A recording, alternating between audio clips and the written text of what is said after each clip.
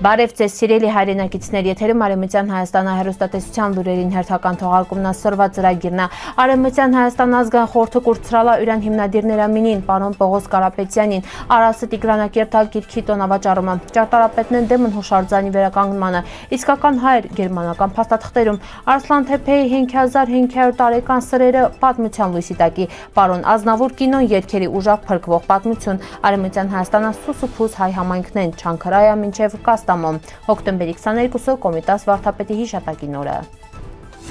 Պողոս Պոլ Կարապետյանը Արևմտյան Հայաստանը պատվավոր քաղաքացի, ցեղասպանությունը փրկվածների ժառանգ, Ալժիրա նախկին մարտիկ, հայ մարտիկների ու համակերների ազգային ասոցիացիայի պաշտոնական ներկայացուցիչ, Դրագինյանի հայրի ընկերակցության հիմնադիր անդամ, սաղի կողմից սիրված յուրան անմիջականությամբ ու անկեղծ խոստովանությամբ 1990 թվականից աջակցալա Արմենակ Աբրահամյանին երկրաշարժի տուժած Հայաստանին օգնություն ցուցաբերելի գործումը, Արցախյան հայրին աջակցելի գործումը ու 2003 թվականից Արևմտյան Հայաստան ազգային խորհրդի կազմավորման գործումը։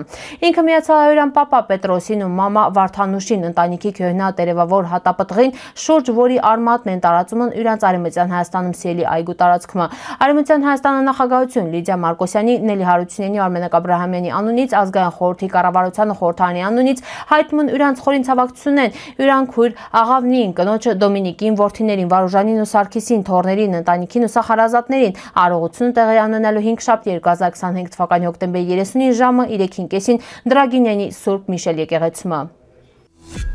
Արևմտյան Հայաստանը Տիգրանակերտ քաղաքում հոկտեմբերի 18-ին սկսվալա 9-րդ միջազգային գրքի տոնավաճառը վերանցկացվում է Միջագետ ցուցահանդեսի կենտրոնում։ Տոնավաճառը մտցվող այցելուներ անտունում։ Գիրքին սիրահարներն հալամառավոտից հերթ են կաղնում տարբեր հրատարակչությունների տաղավարների ռճի, բացի գիրքերի վաճառքից կազմակերպվում են հանդիպումներ, քննարկումներ ու հեղինակների ստորագրահանդեսներ։ Այս տարի եւս իր մասնակցությունը ունենալու Արաս հրատարակչությունը վերաներկայացնում է հայերեն ու թուրքերեն գրքեր պատմության, գրականության ու մշակույթի թեմաներով։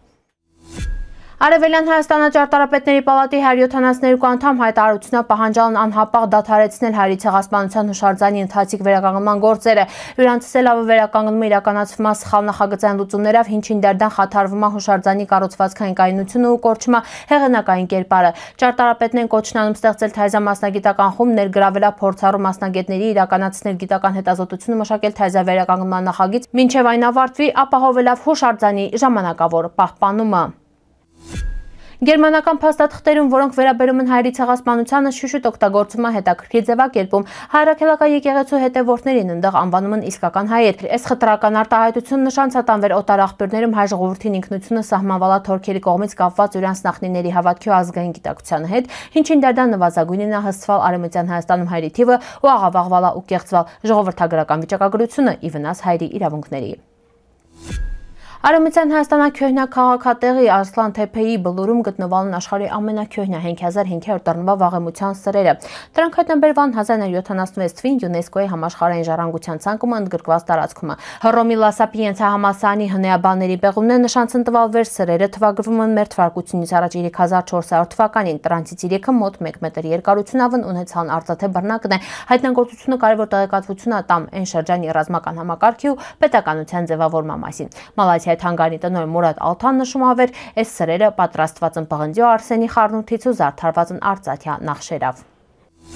Ֆրանսիայի լեգենդար երգիչ Շարլ Ազնավուրի նվիրված նոր կենսագրական կինոն, թեև երաժշտական առումով գրավիչ է, պատմական ու քաղաքական խորություն գրեթե օնևեջ։ Կինոն ներկայացնում է Ազնավուրին որպես մեծ արվեստագետ, բայց անտեսում է յուրան հայկական ինքնություն ու հայերի ցեղասպանության ճանաչման հետի մաղած պայքարը։ Ֆիլմում ազնավուրին կերպարը սարքված է ավանդական ձևաչափով, մանկություն, հաջողություն, խոչընդոտներ, անձնական ողբերգություն ու փառք։ Այնուամենայնիվ դիտողին գրավում են Ազնավուրի անմահի երգերը, վերփրկում են ֆիլմի հուզական կողմը։ Թահա Ռահիմի մարմնավորումը բախվում է արտաքին անհամապատասխանության խնդրին։ Դերասանի կերպար ավելի շատ հիշեցնում է դիմակ, քան իրական մարդ։ Ֆիլմին ամենամեծ արժանիքը մնում է երաժշտությունը։ Այն պահերը վերհնչում են Ազնավուրի սրտաբուխ երգերը։ Չնայած թերություններին, պարոն Ազնավուրը հիշեցնում է Ֆրանսիան կուրցրալ յուրան մեծագույն բանաստեղծներից մինին, իսկ Հայաստանը յուրան ամենամեծ դեսպանին։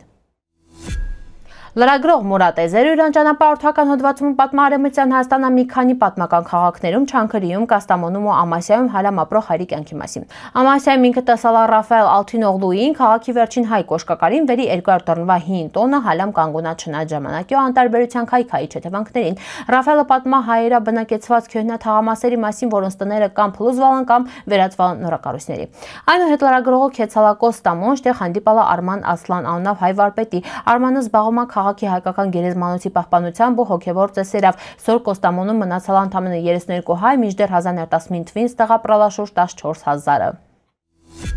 1935 թվին հոկտեմբերի 22-ին Ֆրանսիայում կնքալերամահկանացուն կոմիտաս վարդապետը հայ երաժշտության անզուգական հանճարը հյուրծնդավայրը Կուտահյանալալ։ Սողոմոն Գևորգ Սողոմոնյանը ծնված արել 1869 թվականի սեպտեմբերի 26-ի մանկության տարիներին կուրսնելով ծնողներին ինքը ուղարկվալա Էջմիածին շտեղ կրթությունը ստանալով ձեռնադրվալա վարդապետ ու ստացալա կոմիտաս անունը։ Կոմիտասը հայ եկեղեցական ու ժողովրդական երաժշտությունը թեզա մակարդակի ապիցրծրալ ստեղծելով բազմաձայն մշակույթ ու հվքելով շուրջ 3000 ժողովրդական երգեր։ Ինքը սվերալա Բերլին հետո դասավանդալա ու համերգներով ներկայացրալա հայկական երաժշտությունը Փարիզ, Բերլին, Վենետիկ, Բաքու եւ այլուր։ 1915 թվին կոմիտասը շատ ուրիշ հայ մտավորականների հետ ձերբակալվալա, բայց հրաշքափրկվալա։ Այդ դեպքերանը յետը յուրան հոգին դիմացալ չի ու ինքը մնացալա հոգեկան հիվանդանոցում մինչև մահը։ Կոմիտաս վարդապետը ոչ միայն հայ, այլև համաշխարհային մշակույթի մեծ երախտավորներից այլել հայ հոգու, երգի ու հավատքի անմահ խորհրդանիշը։